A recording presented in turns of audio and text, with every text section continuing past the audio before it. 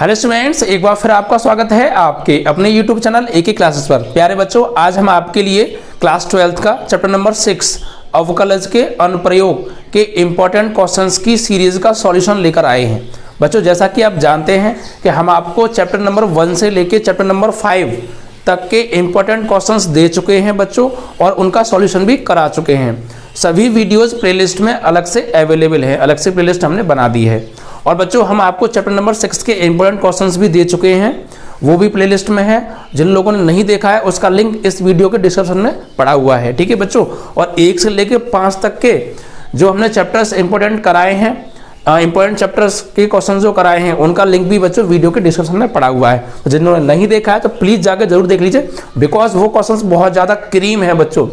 आप 2021 में जो भी एग्जाम देने वाले हैं क्लास 12 का मैथ में बच्चों, बहुत धमाकेदार क्वेश्चंस हैं। एक भी क्वेश्चन आउट ऑफ एग्जाम नहीं जाने वाला है, सारे क्वेश्चंस बच्चों यहीं से आने वाले हैं। तो इन सीरीज को अच्छे से प्रिपेयर कर लीजिए, बिकॉज ये सीरीज मैंने डॉक्टर हर्षरूप शर्मा बच्चों, एनसीईआरटी, विद्या, अजय अग्रवाल और इंपॉर्टेंट क्वेश्चंस के जो प्रीवियस पेपर के सेट होते हैं उनसे, model paper, practice sets paper, इन सब से कलेक्ट करके इनका सबका निचोड़, और जो क्वेश्चंस 8 से 9 बार बोर्ड एग्जाम में रिपीट हो रहे हैं, एक भी क्वेश्चन ऐसा नहीं है बच्चों जो इंपॉर्टेंट ना हो और बोर्ड एग्जाम में ना आए। तो अगर आपने चैप्टर्स को भी अच्छे से नहीं पढ़ा है तो आप इन सीरीज को अच्छे से प्रिपेयर कर लीजिए और फॉर्मूले याद कर लीजिए। मैं गारंटी देता हूं कि आपके बहुत अच्छे नंबर आने वाले हैं। और जिन्होंने चैप्टर्स पढ़ रखे हैं और सीरीज अच्छे से कंप्लीट कर ली हैं तो 90+ तो पक्के आने वाले। बस मेहनत करते रहिए, आराम से फॉर्मूले याद करते रहिए विदाउट एनी टेंशन, ठीक है बच्चों। आप लोग हमें इतना सपोर्ट करते हैं उसके लिए बहुत ज़्यादा दिल से थैंक्स। आप लोग प्लीज़ हमें ऐसे ही सपोर्ट करते रहें और हमारी वीडियो को ज़्यादा से ज़्यादा बच्चों शेयर करते रहें और लाइक किया करें, ठीक है बच्चों। तो जैसा कि आपको पता होगा कि जो बच्चे हमारी वीडियोस को देखते हैं हर बार और ज़्यादा से ज़्यादा शेयर करते हैं, हम उन सभी बच्चों का नाम लेते हैं बच्चों, और आज भी हम उन्हीं बच्चों का नाम लेने वाले हैं, ठीक है बच्चों। तो आइए उन बच्चों के नाम से रूबरू होते हैं जो बच्चे हमारी वीडियोस को ज़्यादा से ज़्यादा देखते हैं, शेयर करते हैं और लाइक करते हैं। और आप अगर हमारे चैनल पे नए हैं बच्चों तो प्लीज़ हमारे चैनल को सब्सक्राइब कर लीजिए और बेल आइकन को भी दबा लीजिए, जिससे कि आने वाले चैप्टर्स के इंपॉर्टेंट क्वेश्चंस भी आपको, उनका लिंक आप तक पहुंच जाए और नोटिफिकेशन भी आप तक बच्चों पहुंच जाए। तो चलिए बच्चों, उन बच्चों का नाम लेते हैं जो बच्चों हमारी वीडियो को डेली देखते हैं। ओके बच्चों, और जिन लोगों ने पहले भी देखा था हमारा वीडियो, ठीक है, उनका भी हम नाम लेंगे, सभी का नाम लेंगे, टेंशन मत लीजिएगा, सभी का नाम लेने वाले हैं। तो बच्चों, उन बच्चों के नाम हैं, सबसे पहले यतेंद्र बघेल। ये बहुत ज़्यादा कमेंट भी करते हैं और मैं देखता भी हूँ, और बहुत ज़्यादा वीडियो को शेयर भी करते हैं, बहुत ज़्यादा सपोर्ट करते हैं। थैंक यू यतेंद्र बघेल आपके लिए। इसी प्रकार बाकी सभी को भी थैंक्स। आशीष पंडित हैं, विकास प्रसाद बहुत ज़्यादा सपोर्ट करते हैं, थैंक यू सभी के लिए, थैंक यू। गणेश भागवत हैं, अंशु सिंघानिया हैं, सुमित राणा हैं, मिस्टर RS बघेल थैंक्स। गगन ऑल्सो, गगन तो है ही, ठीक है। देव कुमार, आशीष पंडित का नाम आ गया। दी डायनामिक, और उसके बाद आदर्श कुमार हैं, ममता यादव हैं, डेली वीडियो को देखती हैं, thank you Mamta Yadav. Premchand Patel thank you. Abhay Chauhan, Phani Govind, Ashish Pandit हैं, स्मार्ट स्टडी हैं, यतेंद्र बघेल तो आ ही रहे हैं बार बार नाम, प्रगति मिश्रा जी हैं, सर्वेश प्रजापति हैं, सत्य प्रकाश जी हैं। तो आप सभी के लिए दिल से थैंक्स। ये बच्चे हमें बहुत ज़्यादा सपोर्ट करते हैं और प्लीज़ आप हमें ऐसे ही सपोर्ट करते रहें।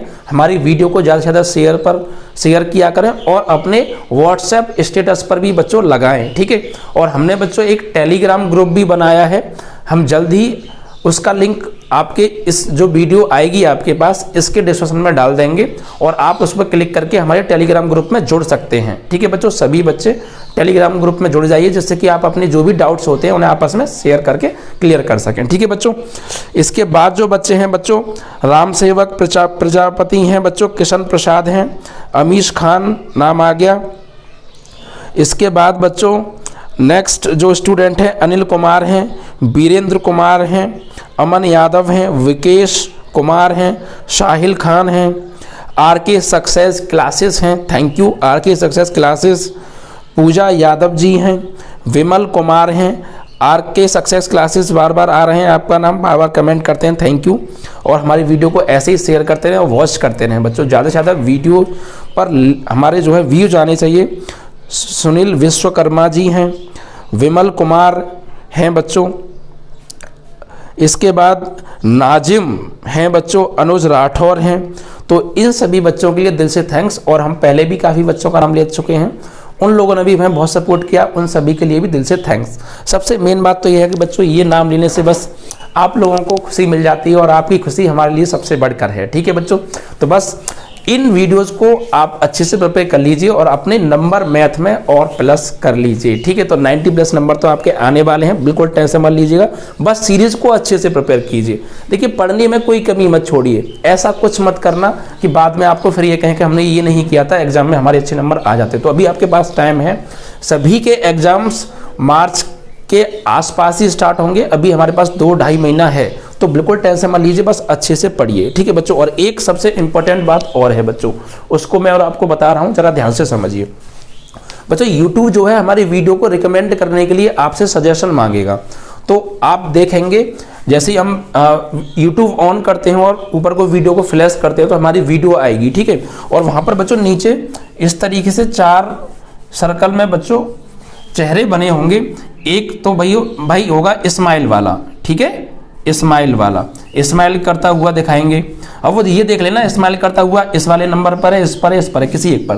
तो और एक होगा बच्चों उदासी वाला, एक और भी 2-3 टाइप के होते हैं। तो प्लीज़ आप स्माइल वाले चेहरे पे करके आप अपना वहाँ पे फीडबैक दें हमारे चैनल के प्रति, जिससे कि हमारी वीडियोस और ज़्यादा रिकमेंड होने लग जाएं। ठीक है बच्चों, तो प्लीज़ इस बात का विशेष आपको ध्यान रखना है। ठीक है, सभी को स्माइल वाले क्लिक जो चेहरे पे क्लिक करना है और अपना उसमें जो है सजेशन देना है। ठीक है बच्चों, जो भी वो मांगे जो सबसे बेस्ट हो, जो है एक्सीलेंट पर। ठीक है बच्चों, और ये सब जरूर करना और अपनी मेहनत तो करते ही रहिए। ओके बच्चों, तो अब हम आते हैं सीधे सीधे क्वेश्चंस पर जो हमने आपको दिए थे, इंपॉर्टेंट क्वेश्चंस की सीरीज। अब उनका सॉल्यूशन करा रहे हैं बच्चों। ठीक है, तो देखिए बच्चों ये पहला पार्ट है, दूसरा पार्ट भी इसका जल्दी ही आपको प्राप्त हो जाएगा। जब तक आप इसको अच्छे से प्रिपेयर कर लीजिए और बच्चे कॉपी बना लीजिएगा, इन क्वेश्चंस को लिख लीजिएगा। ठीक है, जिससे बोर्ड एग्जाम बिल्कुल टाइम होगा जब इसे पेपर से 2 दिन पहले, तो आप इनको जरूर करके जाइएगा। ठीक है, और अभी अच्छे से प्रिपेयर कर लीजिएगा जिससे आपको कोई भी दिक्कत ना आए। ठीक है बच्चों, चलिए तो बच्चों पहला क्वेश्चन है इसमें बच्चों कि हमें एक फंक्शन दे रखा है f(x) बराबर sin x plus cos x और इसका उच्चिष्ट मान ज्ञात करो। तो बच्चों चैप्टर नंबर 6 बहुत ज़्यादा इंपॉर्टेंट है और इससे कुछ भी नहीं हटा है किसी भी बोर्ड में, तो आपको करना ही करना है। क्वेश्चन बहुत ज़्यादा आएंगे। ठीक है बच्चों, और उच्चिष्ट निम्निष्ट से बच्चों बहुत ज़्यादा क्वेश्चन बनते हैं। तो पहला क्वेश्चन है बच्चों, हमें दिया है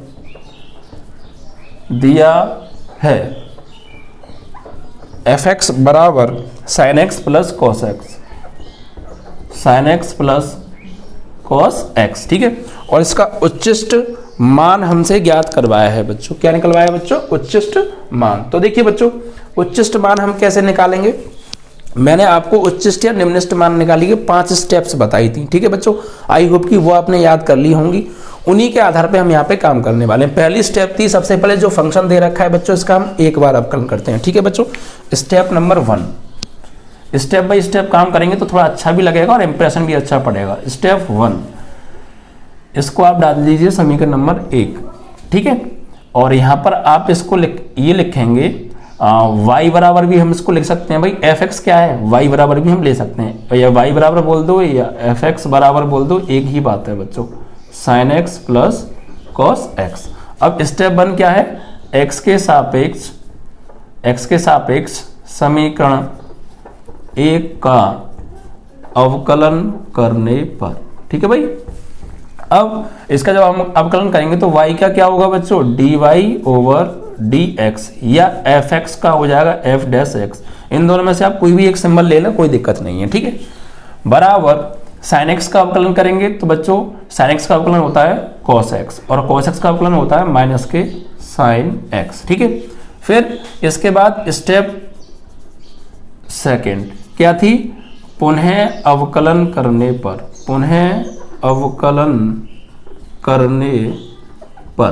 ठीक है, तो पुनः अवकलन करेंगे, तो जब इसका पुनः अवकलन करेंगे बच्चों तो dy ओवर dx का हो जाएगा d2y ओवर dx2, या f(x) का हो जाएगा f'(x) बराबर cos x का अवकलन माइनस के sin x, और sin x का अवकलन होता है बच्चों cos x। ठीक है, sin x का अवकलन cos x। ओके, अब यहाँ से दूसरी अब क्या करेंगे बच्चों, थर्ड स्टेप नंबर थर्ड ये थी कि हम x के मान के लिए f डैश x या dy ओवर dx बराबर 0 लेते हैं और वहाँ से x की वैल्यू निकालते हैं। ठीक है, x के मान के लिए तो यहाँ पर लिखेंगे dy ओवर dx बराबर 0 लेने पर या रखने पर। तो भाई dy ओवर dx की वैल्यू है क्या, cos x minus sine x। तो cos x माइनस के साइन x बराबर 0। बस अंत तक जुड़े रहिए, बहुत अच्छे से समझ में आने वाला है और इस बात का वैसे ध्यान रखिएगा। ओके, ठीक है। तो आप यहाँ से देखिए बच्चों, आप साइन x को भेज दीजिए राइट में, तो cos x बराबर साइन x। अब देखिए यहाँ cos x के इनटू में 1 तो होगा ही होगा, तो हम यहाँ से cos x जो है 1 के मल्टीप्लाई में है तो cos x को डिवाइड में भेज सकते हैं, तो 1 बचेगा इधर और ये हो जाएगा sin x over cos x। तो 1 is equal to sine over cos क्या होता है बच्चों, tan x। अब tan में 1 किसकी वैल्यू होती है प्यारे, तो tan में जो 1 होती है, tan x में जो 1 वैल्यू होती है ये होती है tan 45 डिग्री की, यानी π/4 की। तो यहाँ से x की वैल्यू क्या आ जाएगी बच्चों, π/4। x की वैल्यू क्या आ जाएगी, π/4। तो हमने dy ओवर dx बराबर 0 लिया था किसके लिए, x के मान के लिए, तो x का मान हमारे पास आ गया। ठीक है, अब हमें उच्चिष्ट मान निकालना है। तो इस अगली स्टेप क्या है, स्टेप नंबर 4, जो भी हमारा x का मान आया है उस मान को हम dy ओवर dx2 में रखते हैं और फंक्शन को उच्चिष्ट या निम्निष्ट देखते हैं क्या आ रहा है। और इस पॉइंट पर अगर उच्चिष्ट आ गया तो इस मान को हम फंक्शन में लगा देंगे और हमारा उच्चिष्ट मान आ जाएगा, और इस पॉइंट पर निम्निष्ट आ गया तो फिर निम्निष्ट। ऐसे ही हम करते थे ना बच्चों। ठीक है, तो अब हम आगे क्या करने वाले हैं, ये जो हमारा x का मान आया है, नेक्स्ट स्टेप क्या है, इस x के मान पर d2y ओवर dx2 को चेक करते हैं। ठीक है बच्चों, स्टेप नंबर है हमारी 4। d2y ओवर dx2 किस पर, x बराबर π/4 पर। तो d2y ओवर dx2 की वैल्यू क्या है, माइनस के साइन x और x से क्या लगाने वाले हैं, π/4 और माइनस के cos x और x से लगाने वाले हैं बच्चों π/4। ठीक है, तो यहाँ पर माइनस के साइन π/4 की वैल्यू क्या होती है बच्चों, 1/√2 और cos π/4 की वैल्यू भी बच्चों 1/√2। तो फाइनली माइनस का यहाँ पे आप चाहे तो एलसीएम ले लीजिए या डायरेक्ट जोड़ दीजिए, -1 यानी माइनस के 2/√2। इससे बच्चों ये कट गया √2 बार, तो फाइनली माइनस के √2 आ गया। तो हमने क्या देखा, d2y over dx2 at x is equal to π/4 is equal to -√2, और ये कैसा है बच्चों, ऋणात्मक है। क्या है, ऋणात्मक। तो x के मान पर d2y ओवर dx2 अगर नेगेटिव आता है, ऋणात्मक आता है, तो फलन क्या होता था बच्चों, उच्चिष्ट होता था। जब मैंने आपको चैप्टर पढ़ाया था सब कुछ बताया था ना। ठीक है, तो जो भी हमारा x का मान आया है, इस x के मान पर अगर d2y ओवर dx2 को हम चेक करें, अगर नेगेटिव आए तो फलन हमारा उच्चिष्ट होता है। तो यहाँ पर लिखेंगे, तो फलन f(x) क्या है, उच्चिष्ट है। अब फलन तो उच्चिष्ट है, अब उच्चिष्ट मान ज्ञात करना है यहाँ पे। तो उच्चिष्ट मान बच्चों कैसे ज्ञात करते हैं, जिस x के मान पर फलन उच्चिष्ट हुआ है उस x के मान को हम ऊपर जो फंक्शन हमें दिया था उसमें लगा देंगे और वहां से जो भी सॉल्यूशन होके आएगा वही हमारा उच्चिष्ट मान होगा। ठीक है बच्चों, चलो तो अब निकालते हैं बच्चों उच्चिष्ट मान। तो यहाँ पर लिखेंगे स्टेप नंबर नेक्स्ट होती है हमारी स्टेप 5।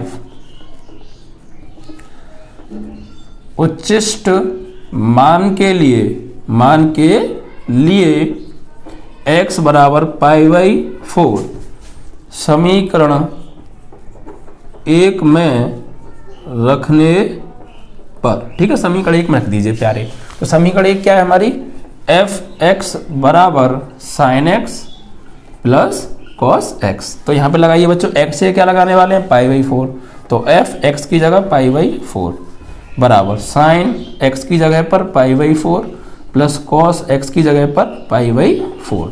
अब बच्चों यहाँ से sin π/4 की वैल्यू 1/√2 और यहाँ भी इसकी वैल्यू 1/√2। सॉल्व करेंगे तो 2/√2, √2 से कट गया 2√2 टाइम, तो क्या आ गया, √2। यही हमारा क्या है, उच्चिष्ट मान है। ठीक है बच्चों, आंसर इस तरीके से आपको करना है। तो बस पहली स्टेप जो भी आपको फंक्शन दिया है उसका एक बार अवकलन करो, दूसरी स्टेप जो भी आपको फंक्शन दिया है उसका दोबारा अवकलन करो। तो पहली बार अवकलन करने पर dy ओवर dx, दूसरी बार अवकलन करने पर d2y ओवर dx2 आ गया। फिर स्टेप नंबर थर्ड, जो आपका dy ओवर dx आपने निकाला था x के मान के लिए, उसके बराबर 0 ले लो और वहां से सॉल्व करके x का मान निकाल लो। स्टेप नंबर फोर्थ क्या है बच्चों कि जो भी आपका x का मान आया है उस जो भी x की वैल्यू आई है उस वैल्यू पर d2y ओवर dx2 को चेक कीजिए। अगर नेगेटिव आ रहा है तो फलन उच्चिष्ट है, तो हमने देखा चेक किया और हमारा मान आ रहा है नेगेटिव, तो फलन क्या है, उच्चिष्ट है। अब x के जिस मान पर उच्चिष्ट हुआ है उस मान को उठा के फंक्शन में लगा दो जो आपको दिया था, सॉल्व करो, जो भी आंसर आएगा वही आपका उच्चिष्ट मान होगा। ठीक है, तो बहुत अच्छे समझ में आ गया होगा। चलिए अब ऐसे ही सारे क्वेश्चन आपको समझ में आने वाले हैं। अब अगले क्वेश्चन पे बढ़ते हैं बच्चों।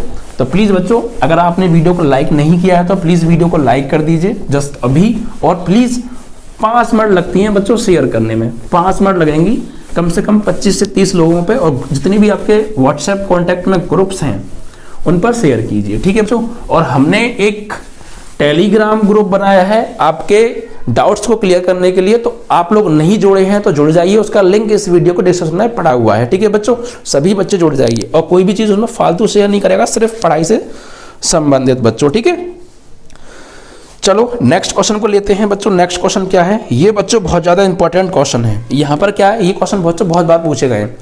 इसमें कहा है कि बिंदु दे रखा है, इस बिंदु से गुजरने वाला वक्र का समीकरण निकालना है बच्चों, इस बिंदु से होके जाने वाला वक्र का समीकरण। और बच्चों वक्र हमें दिया नहीं है। आई होप कि इस क्वेश्चन में हल्की फुल्की मुझे मिस्टेक लग रही है।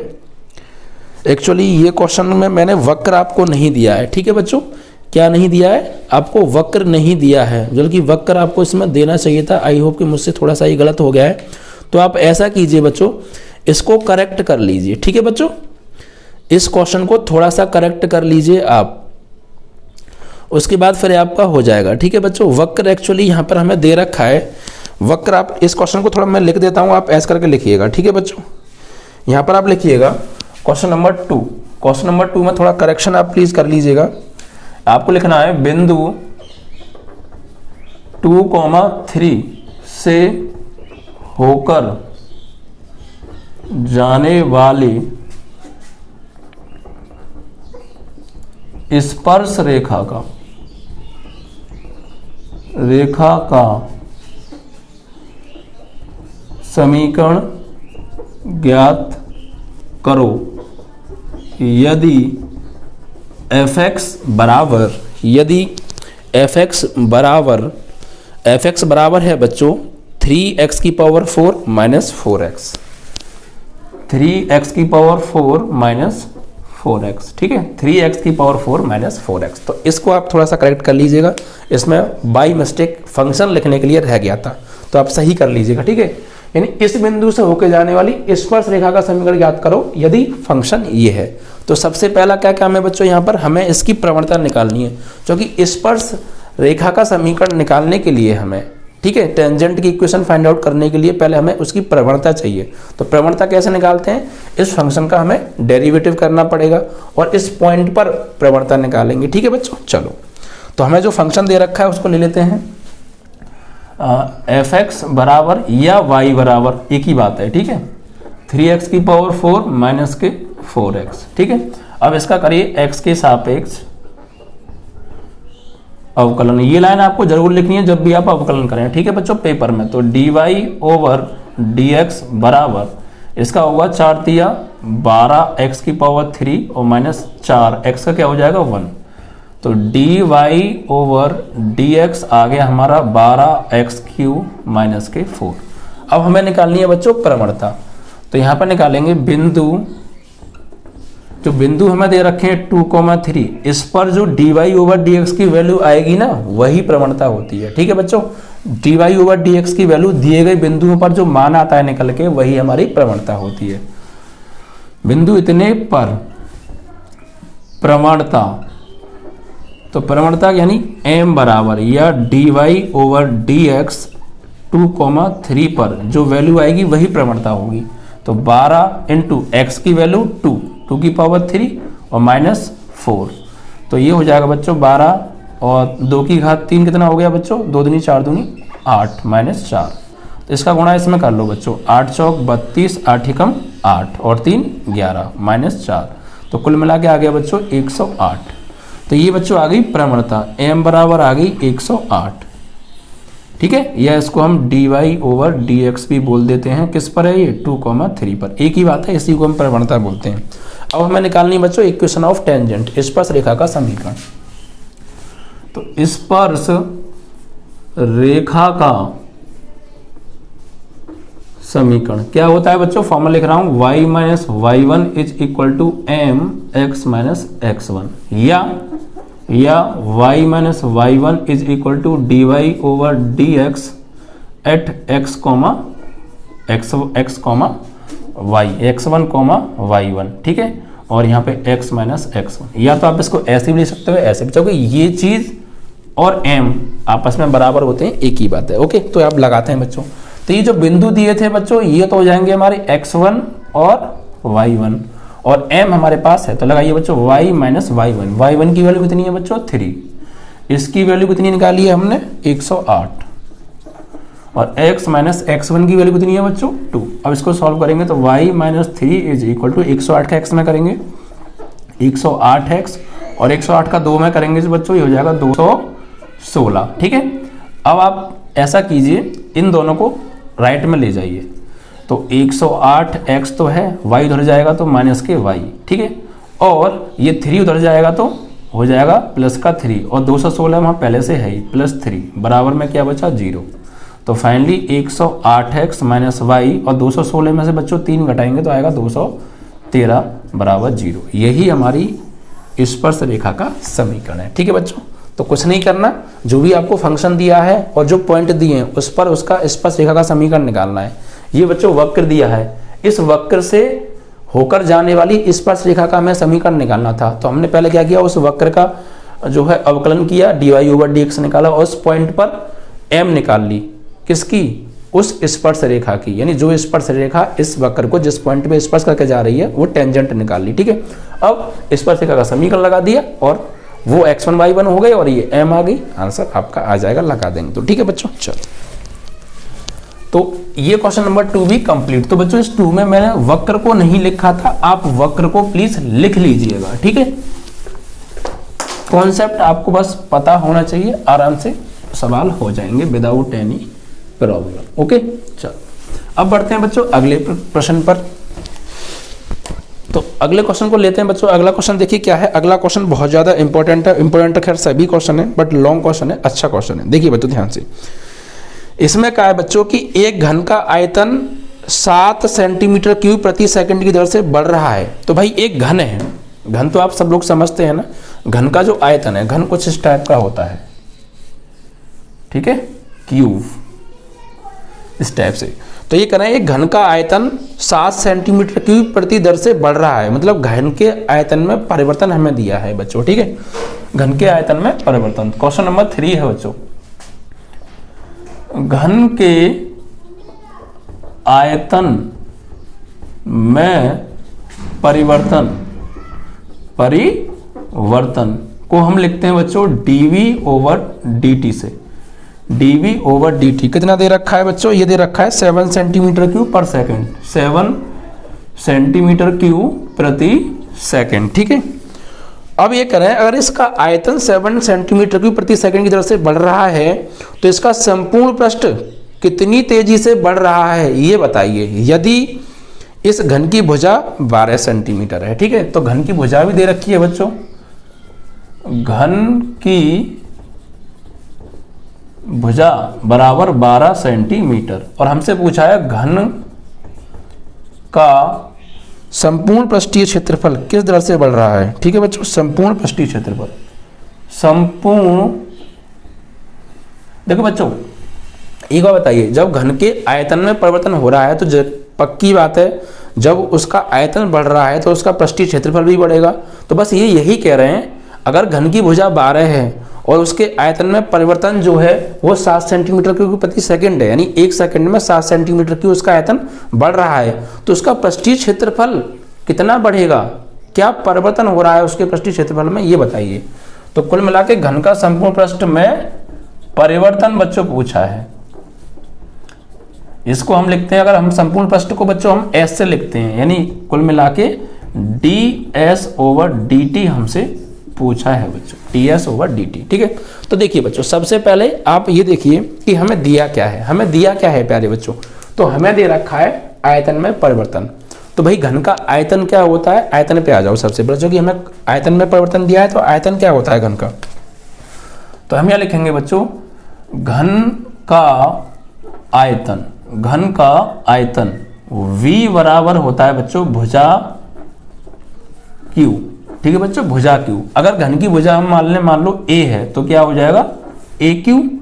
अब तो V बराबर AQ। अब बच्चों इसका अवकलन करो, किसके सापेक्ष, T के सापेक्ष। ठीक है बच्चों, तो T के सापेक्ष अवकलन करने पर, T के सापेक्ष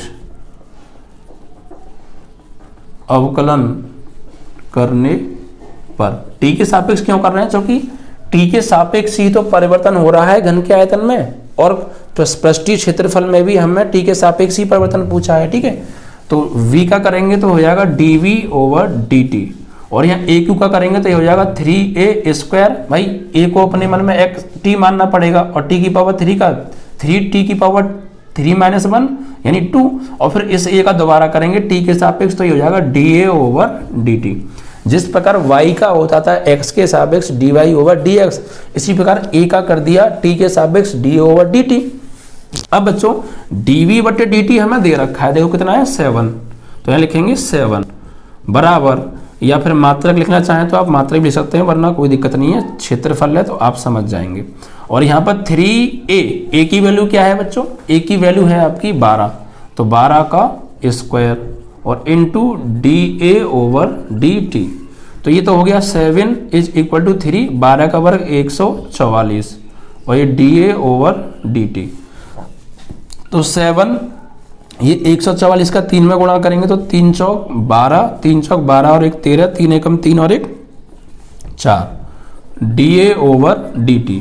अब इस 432 को भेज दो इधर डिवाइड में, तो 7/432 बराबर dA/dt आ गया, यानी घन की भुजा में परिवर्तन आ गया 7/32 सेंटीमीटर प्रति सेकंड, सेंटीमीटर प्रति सेकंड, जो कि भुजा में परिवर्तन है। अब बच्चों ये घन की भुजा में परिवर्तन आ गया, लेकिन हमें तो निकालना था कुल पृष्ठीय क्षेत्रफल संपूर्ण पृष्ठ में। तो संपूर्ण पृष्ठ क्या होता है बच्चों घन का, तो घन के संपूर्ण पृष्ठ में पूछा है ना, यहाँ लिखेंगे घन का संपूर्ण पृष्ठ। संपूर्ण पृष्ठ को लिखते हैं बच्चों हम S से, तो S बराबर होता है इसका 6a² अगर भुजा है तो। अब इसका बच्चों अवकलन करिए T के सापेक्ष अवकलन करने पर, तो S का करेंगे हम बच्चों T के सापेक्ष, तो ये होगा ds/dt, और 6a² का करेंगे तो 2 आगे आ जाएगा, 6 दूनी 12a, और a का दोबारा करेंगे तो dA/dt। अब बच्चों यहाँ पे हमें ds/dt निकालना है। ठीक है, तो 12 और a की वैल्यू हमें दे रखी है, कितनी है बच्चों a की वैल्यू 12 है। ठीक है, और dA/dt की वैल्यू हमने अभी निकाली है, कितनी है बच्चों 7/432, 7/432, और पृष्ठीय क्षेत्रफल सेंटीमीटर में होता है, तो सेंटीमीटर² प्रति सेकंड। अब इसको बच्चों सॉल्व करते हैं, तो काट लीजिए, 2 से 6 बार कट गया, 2 दूनी 4, 2 एकम 2, 2 छक्के 12, फिर 2 से 3 बार कट गया, फिर 2 एकम 2, 2 अट्ठे 16, या 2 ढाई 20, 2 अट्ठे 16 कर लीजिए आप। ठीक है, अब 3 से कट रहा है, अभी 3 से काट लो, 3 3 9, 3 6 18। ठीक है, अब 12 3 36, तो कुल मिला के ds/dt आ जाएगा आपका। ऊपर तो बचा बच्चों 7 और नीचे बचा 3 सेंटीमीटर² प्रति सेकंड। आप चाहें तो इसको पॉइंट में भी तोड़ सकते हैं, 3 से डिवाइड करेंगे 7 में, 3 2 6, 0.1 बचा, 0 लगा लेंगे, 3 सेंटीमीटर² प्रति सेकंड। तो इतना यानी 1 सेकंड में 2.33 सेंटीमीटर² की दर से परिवर्तन होगा उस घन के संपूर्ण पृष्ठ में। ठीक है बच्चों, तो आयतन में परिवर्तन दे रखा है आपको, और उसके पृष्ठीय क्षेत्रफल, कुल पृष्ठीय क्षेत्रफल में परिवर्तन निकालना है, यानी ds/dt। अब भुजा आपको दे रखी है, तो आयतन में परिवर्तन दिया तो पहले आयतन का फॉर्मूला लगा दो, और ए के साथ, यहाँ पे देखो किसके सापेक्ष परिवर्तन हो रहा है, टी के सापेक्ष, तो हम अवकलन करेंगे टी के सापेक्ष, ये बात ध्यान रखिएगा। तो टी के सापेक्ष अवकलन कर दो, यहाँ से आप जो है क्या मिल जाएगा तुम्हें, जब हम v बराबर ए क्यू रखेंगे और यहाँ से अवकलन करेंगे तो v का dv ओवर dt, वहाँ से इसकी वैल्यू लगा दो और यहाँ से a का मान लगा के तुम्हें dA बटे dt मिल जाएगा, यानी भुजा में परिवर्तन। तो घन की भुजा में परिवर्तन हो रहा है 7/432 सेंटीमीटर प्रति सेकंड। अब संपूर्ण पृष्ठ में परिवर्तन निकालना है, तो s बराबर 6a², इसका अवकलन कर दो बच्चों। इसका अवकलन करके तुम्हारे पास a है, dA बटे dt हमने पहले निकाल ही लिया है, वैल्यू लगा दो, कैलकुलेशन कर दो, तो इसके पृष्ठीय क्षेत्रफल में परिवर्तन आ जाएगा 2.33 सेंटीमीटर स्क्वायर पर सेकंड। ओके, चलो, तो इस तरीके से आपका ये क्वेश्चन नंबर 3 भी बच्चों कंप्लीट। आई होप तीनों क्वेश्चन आपको बहुत अच्छे समझ में आए होंगे बच्चों। बहुत ज़्यादा इंपॉर्टेंट क्वेश्चन है, मैं आपको बता रहा हूँ।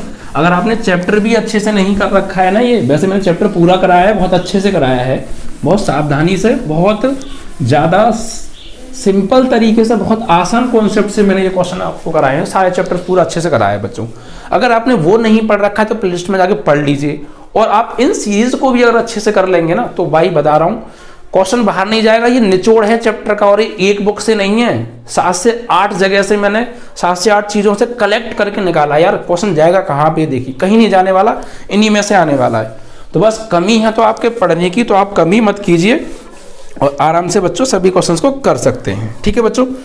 अब अगला क्वेश्चन है बच्चों 4। एक फंक्शन दे रखा है, इसके द्वारा प्रदत्त फलन के उच्चतम या निम्नतम मान निकालने, उच्चतम या निम्नतम मान हमको ज्ञात करने हैं। तो फंक्शन लिख लेते हैं बच्चों। पहले जो मैं फंक्शन दे रखा है बच्चों क्या है, क्वेश्चन नंबर है आपका 4। फलन f(x) बराबर या y बराबर, एक ही बात है, 3x की power 4 plus 4x³ minus 12x² 4x³ minus 12x² plus 12, ठीक है, द्वारा प्रदत्त फलन के उच्चतम या निम्नतम मान ज्ञात करो बच्चों। उच्चतम या निम्नतम मान, तो क्या करेंगे पहले बच्चों, उच्चतम या निम्नतम मान ज्ञात करने के लिए पहले इसका एक बार अवकलन, फिर 2 बार अवकलन, फिर x के मान के लिए जो भी x का मान आएगा फिर उस पर d2y ओवर dx2 चेक करेंगे, और उच्चतम होगा तो उस पॉइंट पर उच्चतम मान, निम्नतम होगा तो उस पॉइंट पर निम्नतम मान, यानी वही 5 स्टेप, ठीक है, पुरानी वाली। तो सबसे पहले x के सापेक्ष अवकलन करने पर इसको समीकरण 1 बना दो। तो भाई y का अवकलन करेंगे तो dy ओवर dx, यहाँ पर 3x की पावर 4 है तो 4 आ जाएगा, 3 में मल्टीप्लाई, 4 तिया 12x³ प्लस 4 तिया 12x² माइनस, इसका सम करेंगे तो 12 तिया 12 दूनी 24, 12 दूनी 24 x, और 12 का हो गया कांस्टेंट का 0। अब पुनः अवकलन करने पर, स्टेप नंबर 2, पुनः अवकलन करने पर, आप बिना स्टेप लिखे भी कर सकते हैं, स्टेप लिख के करेंगे कोई दिक्कत नहीं है। तो पुनः करेंगे तो d2y ओवर dx2 आएगा, इसका अवकलन 12 तिया 36x², 12 दूनी 24x, और यहाँ पर माइनस के 24 बचा, ठीक है। अब नेक्स्ट स्टेप नंबर 3 में क्या है, x के मान के लिए dy ओवर dx बराबर 0 रखो।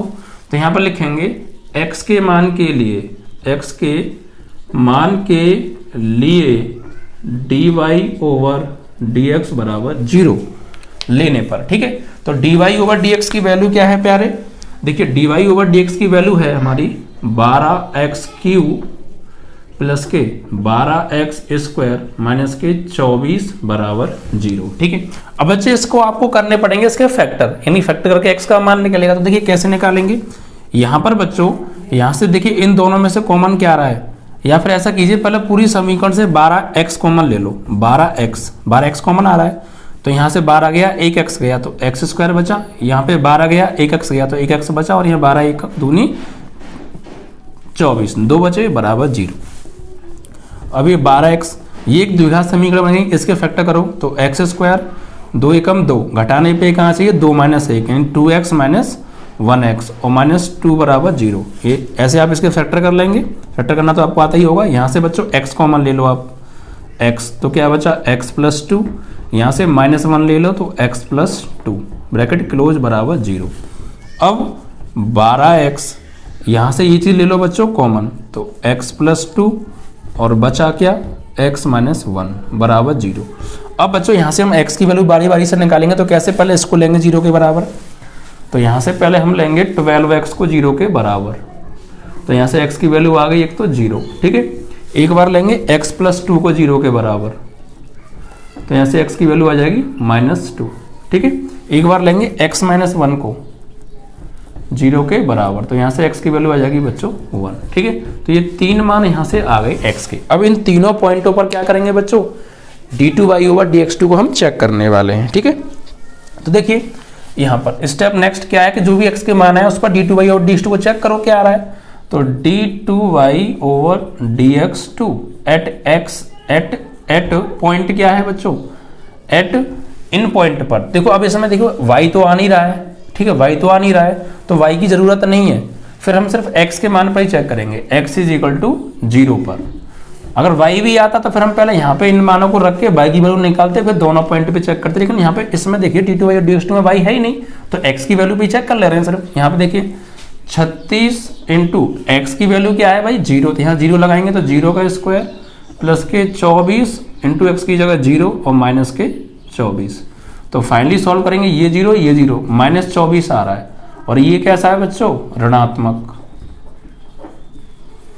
तो x बराबर 0 पर जब ऋणात्मक आया तो फलन क्या है, फलन क्या है, उच्चिष्ट है, उच्चिष्ट है, यानी x बराबर 0 पर आ रहा है उच्चिष्ट, ठीक है।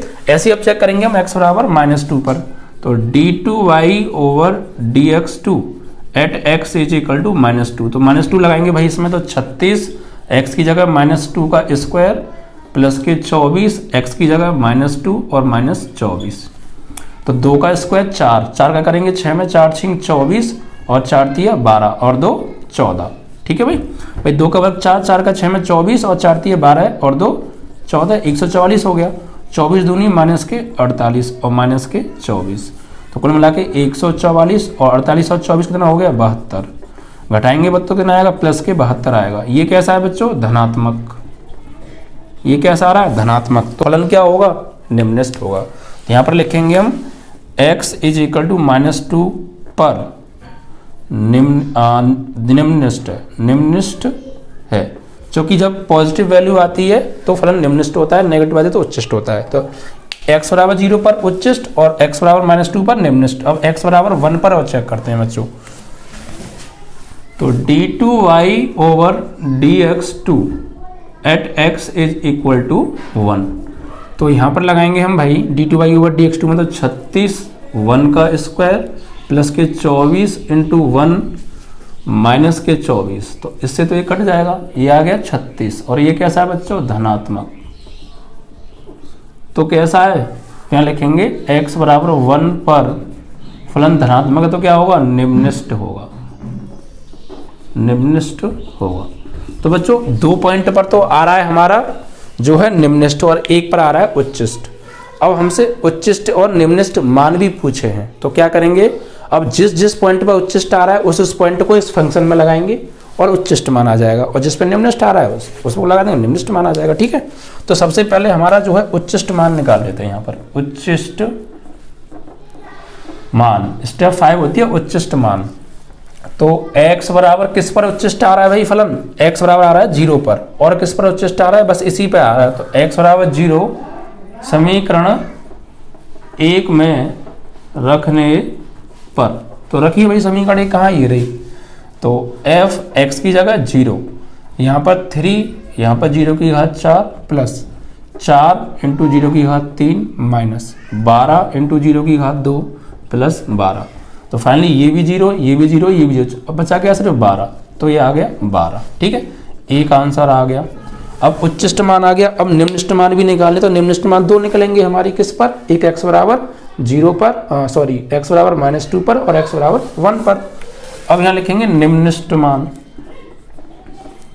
निम्नलिखित मान, तो x बराबर 0 x बराबर -2 समीकरण 1 में रखने पर, तो रखिए समीकरण 1, तो f x की जगह -2, यहाँ पर लाएंगे 3 x की जगह -2 की घात 4 प्लस 4 x की जगह -2 की घात 3, फिर माइनस के 12, x की जगह -2 की घात 2 प्लस 12, तो 2 की घात 4 कितना हो गया भाई, -2 की घात 4 सम संख्या है, तो प्लस का आंसर आएगा 2 की घात 4, 2 दूनी 4 दूनी 8 दूनी 16, और 16 तिया 48। ये विषम घात है तो माइनस का आएगा, और 2 की घात 3 8, 8 चौक 32, माइनस के 32।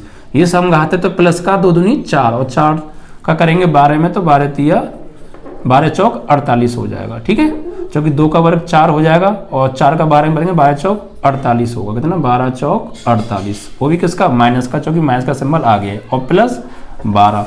तो बच्चों 48 से तो 48 कट गया, और -32 से गए बच्चों 12, तो कितने बचे, 12 दूनी 24 बचे बच्चों, नहीं 2 से 2 गया 0, 3 से 1 गया तो 2 बचा, यानी माइनस के 20 बचे, तो एक आपका आंसर ये आ गया। ठीक है, तो हमसे निम्नलिखित मान तो हमारे 2 आएंगे, क्योंकि 2 बिंदुओं पर हमारा फलन निम्नलिखित आ रहा है, तो x = -2 पर निम्नलिखित मान आ गया 20, अब 1 पर और निम्नलिखित आ रहा था 1 पर, तो इसको भी रखिए f1, यहाँ लगाएंगे 3 × 1 की घात 4 प्लस 4 × 1 की घात 3 माइनस 12 × 1 की घात 2 प्लस 12, तो ये हो गया 3, ये हो गया 4, ये -12 प्लस 12, इससे कट गया, तो 4 और 3 7, ये हमारा आंसर। इस तरीके से आपको करना है।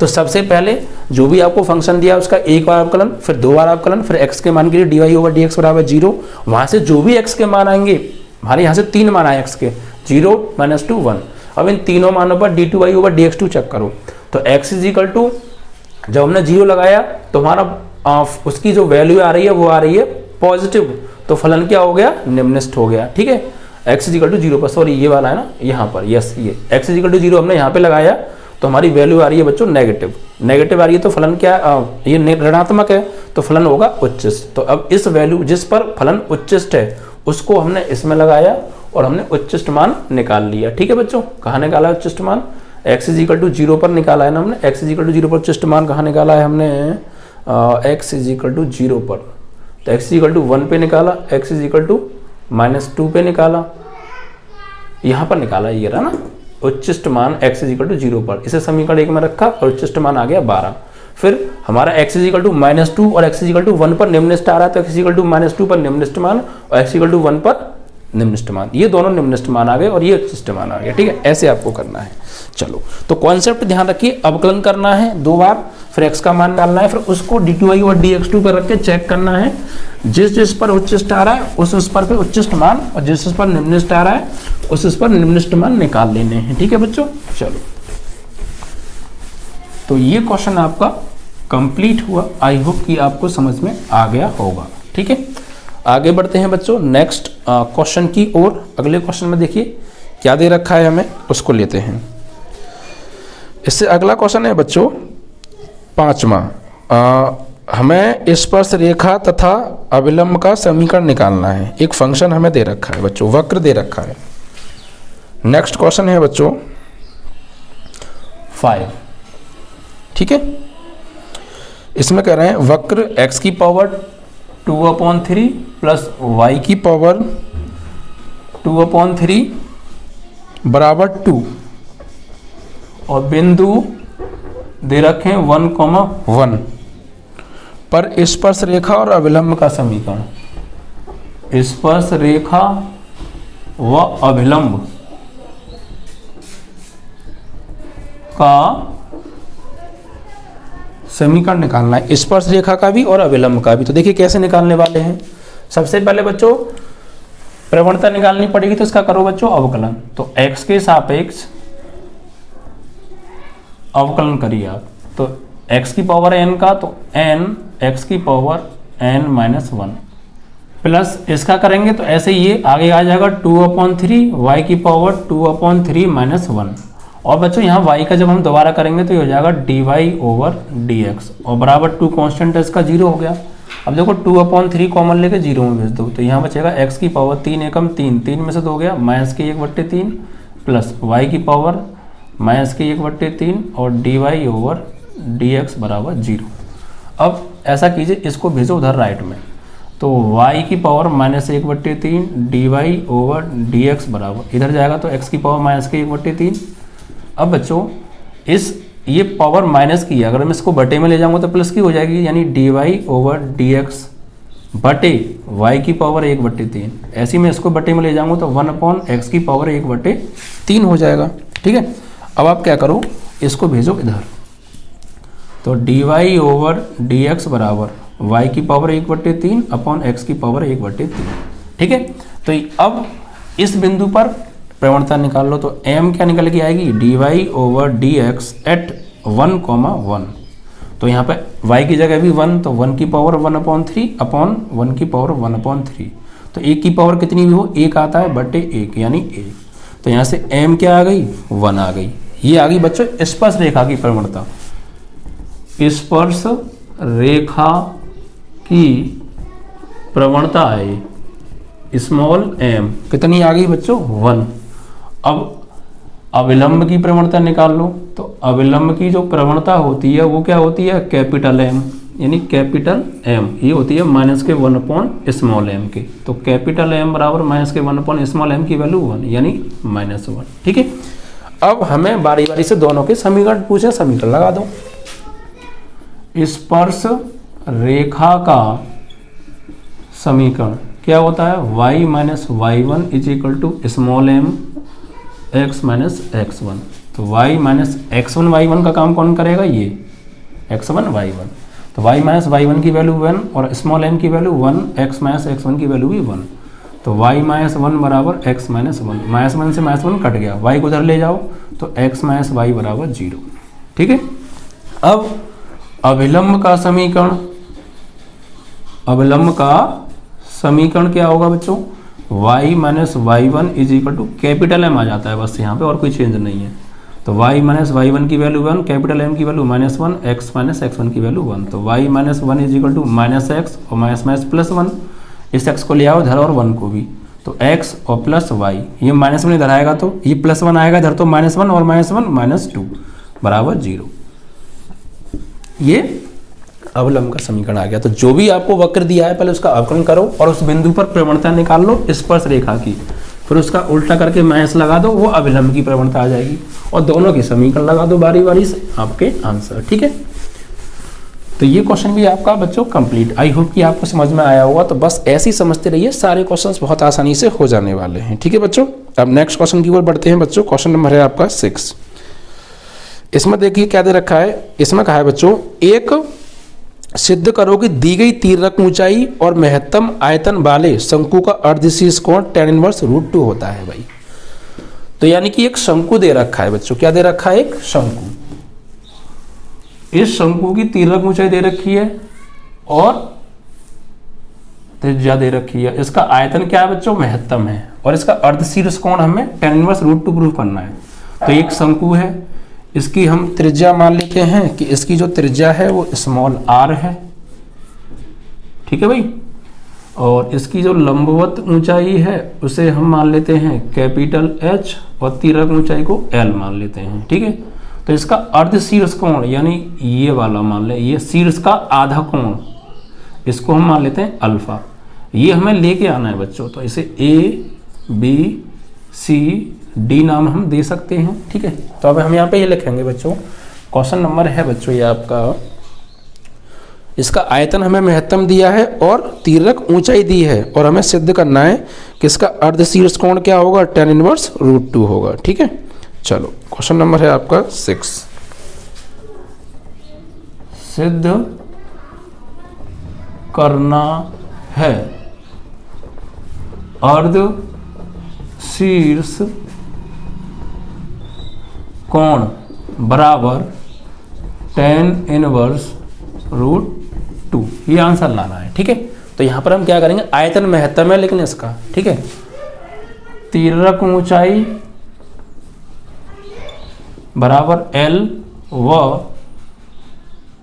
आयतन कैसा है, आयतन महत्तम है। ठीक है, तो यहां मानेंगे, माना लंबवत ऊंचाई बराबर h और त्रिज्या बराबर r मात्रक। ठीक है, अब देखिए यहां पर हम सबसे पहले क्या करेंगे, हम जानते हैं बच्चों, हम जानते हैं कि इसकी तीव्रक ऊंचाई का फॉर्मूला क्या होता है, एल बराबर अंडर रूट में H square plus R square, या फिर एल स्क्वायर बराबर H square plus R square, एक ही बात है। अब बच्चों यहाँ पर आप जो है आर का मान निकालो, तो इस एच को ले आओ इधर, तो L square minus H square बराबर आर स्क्वायर, ये आ गई बच्चों इसकी आर की वैल्यू। इसे डाल दो समीकरण नंबर 1, यानी इसका आयतन महत्तम हमें करना है बच्चों, ठीक है। तो इसका आयतन क्या होता है, शंकु का आयतन v बराबर 1/3 पाई आर स्क्वायर एच। इसका अवकलन करो, यहाँ पे पहले ऐसा करो बच्चों, r का मान लगाओ, तो 1/3 पाई, r की वैल्यू कितनी है, L square minus H square और इंटू एच का अंदर गुणा करो, तो 1/3 pi L square into H और यहाँ पे एच क्यूब।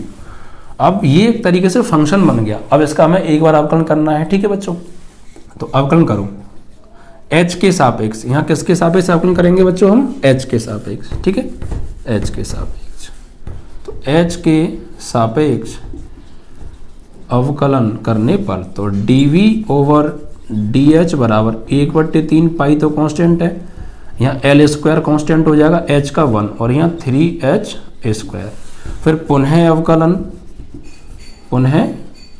अवकलन करेंगे बच्चों हम इसका, ठीक है। एक बार अवकलन कर दिया, अब एक और बार अवकलन करो, ठीक है। चलो, तो पुनः अवकलन करने के लिए क्या करेंगे, d2v ओवर dh2 बराबर 1/3 पाई तो कांस्टेंट है, एल स्क्वायर का क्या हो जाएगा, कांस्टेंट है 0 और ये 3 दूनी 6h।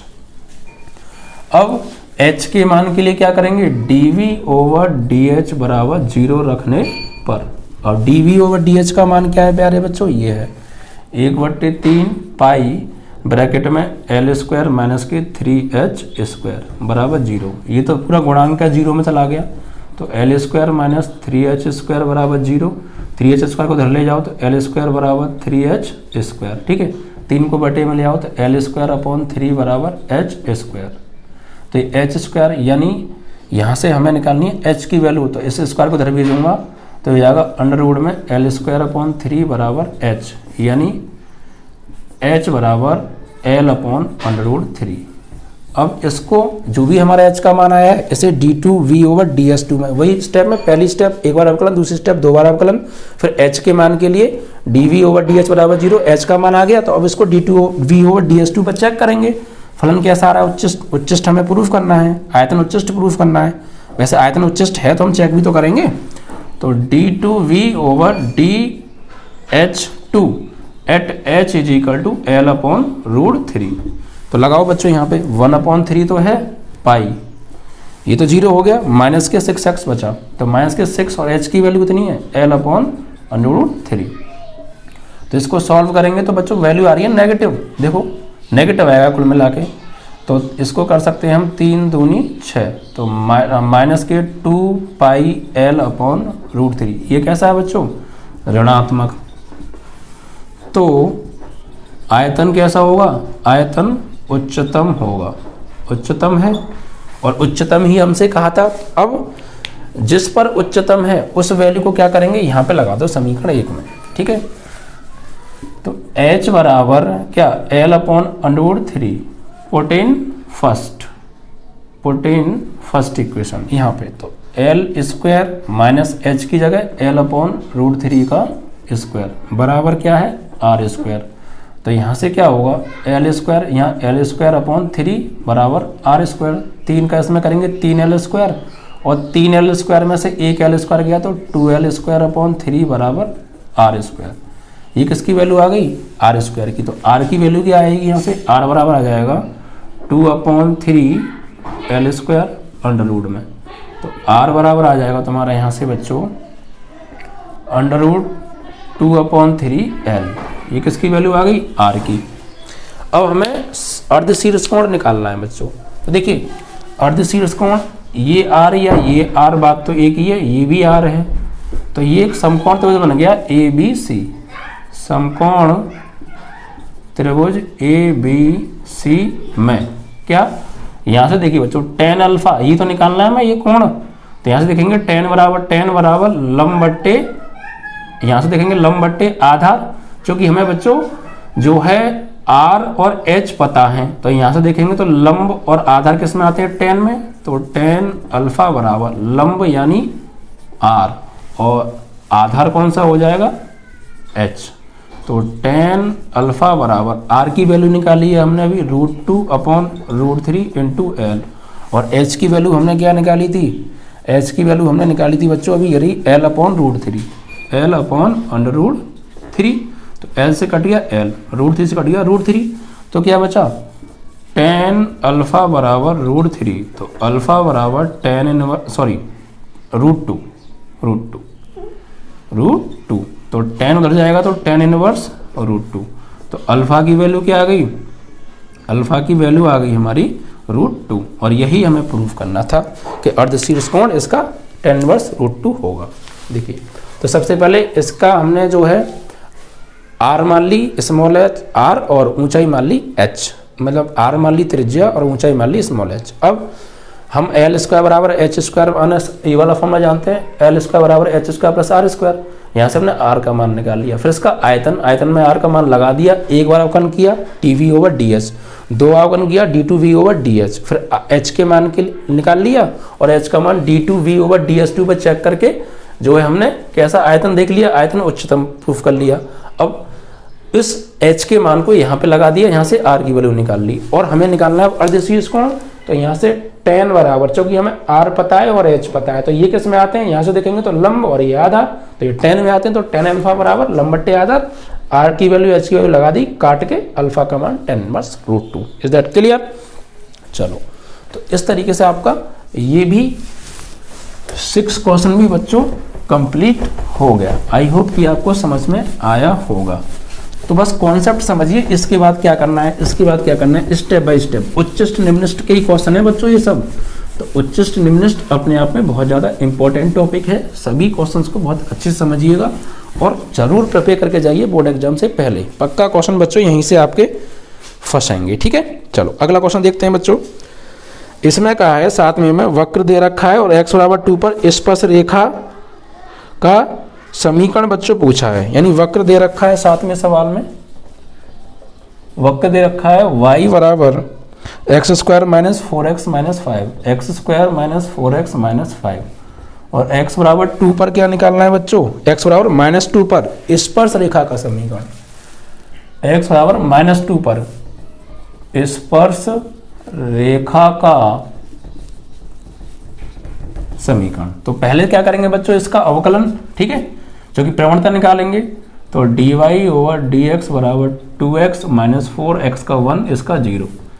अब dy/dx यानी ये क्या आ जाएगी, m, किस पर, x बराबर -2 पर, तो 2 × x की जगह -2 - 4, तो m बराबर यानी dy/dx एट x = -2, तो -4 कितनी आ गई, -8।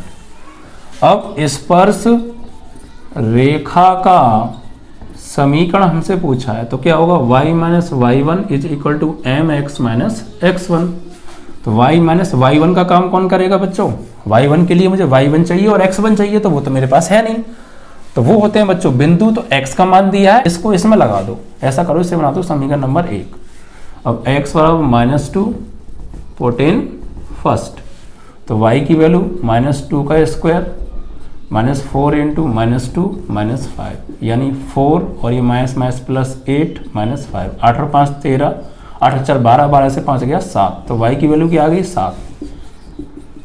तो बिंदु आ गए बच्चों हमारे पास, x की वैल्यू -2 और y की वैल्यू 7, ये x1 और ये y1। अब आप यहाँ पे लगाइए, तो y - y1 की वैल्यू 7m, m की वैल्यू कितनी आ रही थी, -8, x1 की वैल्यू -2 और एक माइनस पहले से है तो +2, y - 7 -8x -16, दोनों को इधर ले आओ, तो प्लस के 8x प्लस के y, 16 इधर आएगा प्लस का 16, प्लस के 16 में से माइनस के 7 गए, तो प्लस के 9 बराबर 0, ये आ गया स्पर्श रेखा का समीकरण, ठीक है। तो वही है, एक बार अवकलन करो और जो भी पॉइंट दिया उस पर प्रवणता निकाल लो और बिंदु निकाल लो और स्पर्श रेखा के समीकरण में लगा दो x1 y1 के मान और प्रवणता का मान, आपका आंसर आ जाएगा, ठीक है।